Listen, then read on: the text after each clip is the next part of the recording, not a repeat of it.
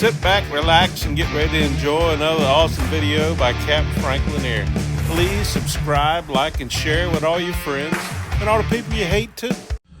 Okay, so for today's 60-second survey, we're looking at a raw water washdown system on a mid-sized powerboat. And this is the raw water intake right here. A couple of problems here. One, you've got a bronze seacock and you have a composite fitting screwed into a composite tailpipe or hose barb here. And I've talked about this a number of times. I see it a lot, but it's worth noting again. You don't want two different types of material. You have different expansion and contraction ratios. That's why you don't want to use different materials. It could crack this fitting. The other thing is this type of hose is reinforced clear vinyl hose.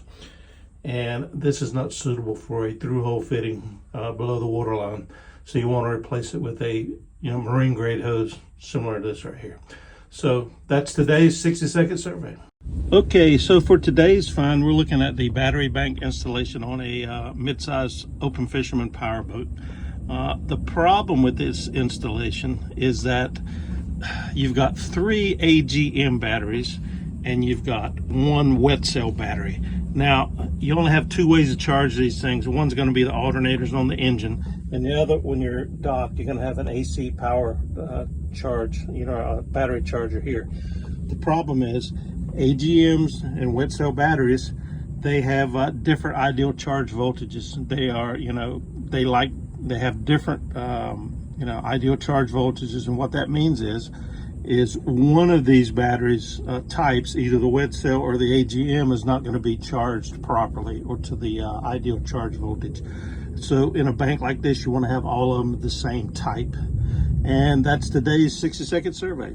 Okay, so for today's find, we see something I see sometimes, not often, but you'll see here, you got fiberglass, you got gel coat, and you'll see here these little blisters right here. You got blisters that are forming on the in the gel coat here, and of course above the waterline you will wonder why have you got blisters forming here, and it's because of this seat cushion here. The cushion folds up on it, and what happens is, because you can see here it's wet, so it leaves a wet surface on this right here, and that's what causes the blisters to form here, and that's why there are blisters here. It's just because this seat always looks like it retains a lot of moisture.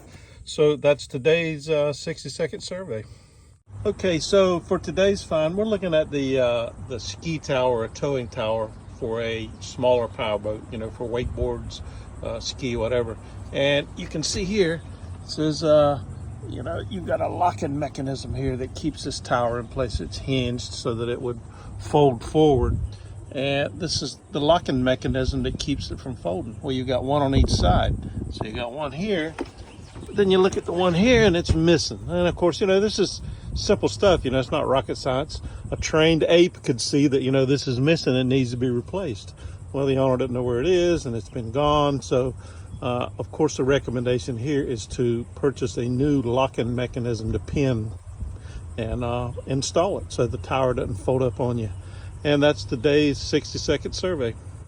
For today's find, we're looking at the outdriver stern drive on a smaller powerboat, and we're looking at the lower unit here and stuff, and we see here the zincs are sacrificial anodes. They're not necessarily zincs, because not all of them are made of zinc, but anyway, that's what they're commonly called, sacrificial anodes. These protect the lower unit from corrosion, and if you look at these, you can tell that these are loose. See how they're loose. You can spin them around. Both of them are loose, right? So these things have to be tight for them to provide, cathodic protection for the stern drive. So the recommendation, of course, is to tighten these things up. Otherwise, they look in pretty good condition. And that's today's 60-second survey. Okay, so today's 60-second survey, we're going to look at something that I'm sure I've covered in the past sometime, but I'm going to cover it again because it's good information and something you should know. So Kitty, back in probably about 8, 9, 10 years ago, had a massive recall of fire extinguishers, portable fire extinguishers. And it was around the 2015, 2016 time frame is the age of them. And you can see on the bottom of this one right here, this is 2016. So it puts it in that era, era of recall, but I'm going to tell you how you can actually tell that this is one of the units that is recalled. One, the pull pin here, if it's in a vertical position like this, chances are that in this time frame, it's going to be a recall unit. The other thing is the handle. You got a plastic handle shaped like this. That's another indicator that is a recall unit. So that's today's 60-second survey. Okay, so for today's 60-second survey, we're looking at the anchoring system on a smaller power boat. And there's a couple things we got going on, and I'm sure I've mentioned these before, but we're going to talk about them again because they're important and I see them all the time. One, the screw pin shackles here should be moused or secured with stainless steel mousing wire. This prevents the shackle from unscrewing when you don't want it to unscrew, which is anytime that you're anchoring and stuff, and it will do it when you don't expect it to do it, so it should be moused. And the other thing too is we're looking at the thimble. It is badly corroded and it is in need of replacement as well. You can see here it's very badly corroded. The other thing is, you know, this anchor line, this is probably smaller than you really want to have on here because it's just uncomfortable to pull. You're pulling it up by hand. So that's today's 60-second survey. For today's find, we're looking at haloing of the bottom paint around the below waterline metal fittings of this boat, typically bronze through holes such as this, and but it can also occur on shafts, rudders, trim tabs, and the like. Typically on boats where the bonding system is in poor condition or providing overprotection of the bronze components. I see it a lot on boats with dark colored bottom paint with higher amounts of cuprous oxide. Higher levels of copper coupled with the bonding system issues can lead to the establishment of a galvanic cell and flow of galvanic currents. The recommendation here is to inspect all bonding system connections to make sure they're clean and tight, and to conduct a corrosion survey to ensure proper galvanic protection is being provided.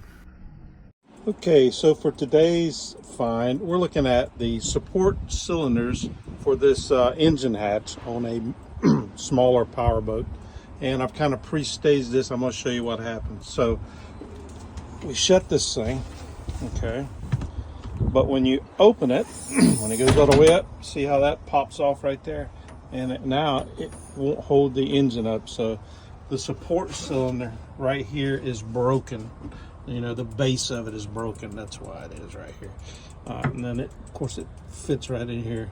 So the recommendation, of course, is to replace this cylinder because the base is broken, and that's why it won't stay attached there. And that's today's 60-second survey.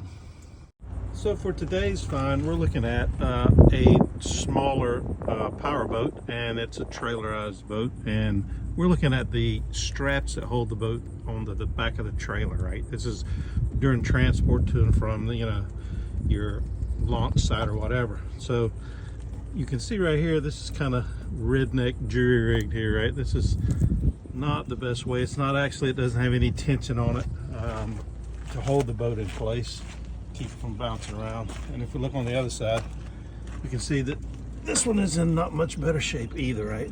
I think what's happened is that the ratchet mechanism here is rusted, and they just tied the things on best they could, right? You know, if you can't tie a knot, tie a lot, right? So the recommendation here, of course, be to replace these things with new units so that you can actually put some tension on the boat while it's resting on the trailer. And that's today's 60-second survey. Okay, so for today's find, we're looking at the engine for a smaller power boat, and it is an inboard stern drive unit. And everything looks really good and clean here, but I'm going to try to see if you can hear this when you're checking the hoses, right? These hoses look good, they look nice and stuff, but let me see if we can hear this. Hear that right there? That is an indication that these hoses are past their service life. You hear this crackling, right? That's an indication these hoses are bad. Hear them? So the recommendation here, of course, would be to start a replacement schedule and go ahead and replace these hoses because they are obviously past their service life. And that's today's 60-second survey. Okay, so for today's find, we're looking at a vented loop installed in a raw water flush head The problem here is, of course, if you look here, you can see that the hose is heater hose. They really should use a marine grade hose. Also, if you look here, you can see the hoses are secured with these little plastic clips. These should be replaced with marine grade hose clamps, either stainless steel or titanium. And that's today's 60-second survey. For today's find, we're looking at the life raft installation aboard a powerboat. And if you look at this right here, you can tell, I'll try to move it here with one hand, the life raft is not secured in the cradle itself. It's just float right free. It's supposed to have a hydrostatic release to release it when it gets under pressure. And also you can see here the tether for the life raft is not attached, meaning that the life raft would not self-inflate if it was to deploy from the cradle. And that's today's 60-second survey. Okay, for today's find, we're looking at a propane system for a stove on a mid-sized sailboat. We look at the lines here. You see this hose right here? That's supposed to be chafe protection for the bulkhead right there. So you always want to have all your transitions for your hose through bulkheads or whatever. You want to be sure that your propane lines are adequately protected against chafe. And that's today's 60-second survey. So for today's find, we're looking at an air conditioning installation on a mid-sized sailboat. So this is your air conditioning unit. You have your condensation tray or drain, your condensation tray right here. You can see how the water will eventually get up to this level here, right? These are drain plugs. You're supposed to pull these and have them plumbed where they go to a sump where they can then be pumped out, or overboard. You have it plumbed directly overboard. You shouldn't have these where they drain in the bilge. Because of it's just not sanitary. Legionnaires' disease, right? Look it up. So anyway, what they've done is they haven't plumbed these, but what they did was they've put this little manual or electric pump here. So if you want to get the condensation out, you just put this thing in there, turn it on, and pump it out. So of course the recommendation here would be to properly plumb the drain plug for this AC installation. And that's today's 60-second survey. Okay, so for today, a tip on how to tell if you've got a right-handed or left-handed prop. Some people can just look at these things and say, okay, I can tell the way it screws and stuff, and this is a right or left-hand prop. I'm going to tell you a quick, easy way to determine if you've got a right-handed or a left-handed prop. If you stand behind the prop and you put your foot on there, and if your toe points away from you, it's a left-handed prop. If it points towards you, it's a right-handed prop. So this is pointing away from me, so it is a left-handed prop. So that's today's tip.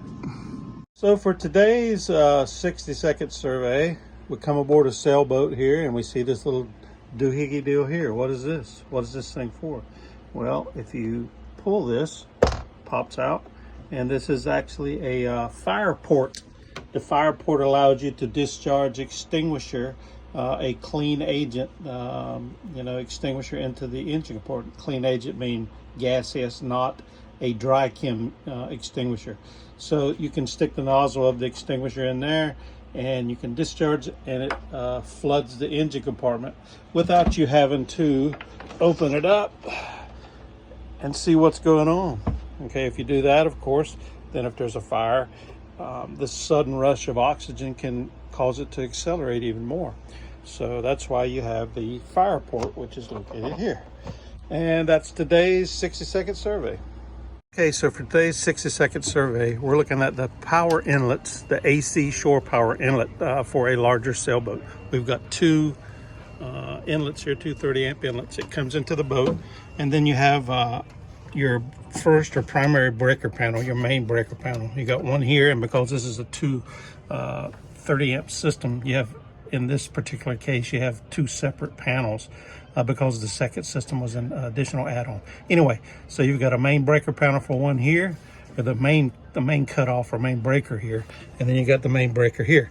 The reason is when the power comes into the boat, AC shore power, you have to have a breaker within 10 foot of where the power comes in, which is why you've got it right here.